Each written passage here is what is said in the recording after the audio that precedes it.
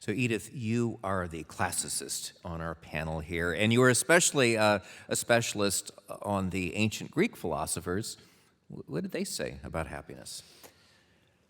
It's one of the biggest questions in ancient Greek thought. It's there before the philosophers. It's already in Homer.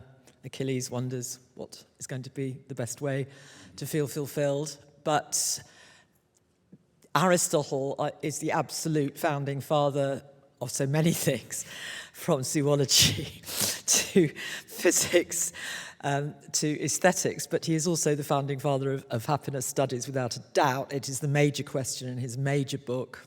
He's the first person to write a book just about ethics that doesn't include politics in it, like Plato's Republic, and his Nicomachean Ethics. The absolutely overriding question is, how can I as an individual be happy? Because I don't think of ethics and happiness as necessarily the same thing. Well, they are if you're Aristotle, but his answer is that it's actually, he doesn't say this, but this is what every single word amounts to, is that it's not a noun, it's a verb.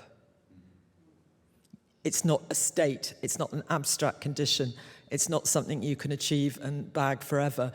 It's something you do in every minute of your life, in engagement with other people, and in all your decisions, and in all your planning, and you make it continuously in an active way. It is an active thing that you do.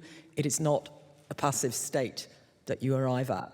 So it's down to you. You can make it. You can make your own happiness. He didn't distinguish between happiness and well-being, as you so eloquently have, and I'm inclined to agree with you, because the trouble is that his word for happiness, which is eudaimonia, has been translated every which way.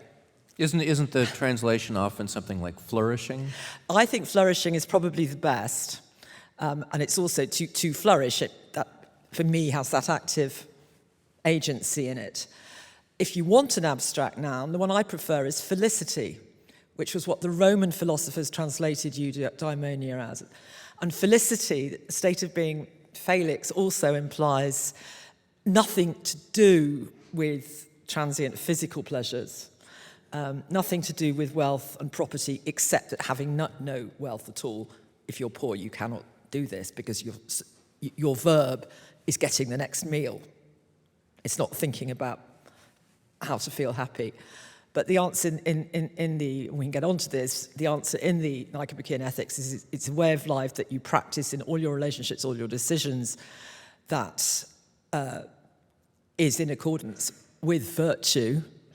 And this saved my life pretty much when I was 23, because I had lapsed from Christianity at 13. I was brought up in a very strict Protestant family.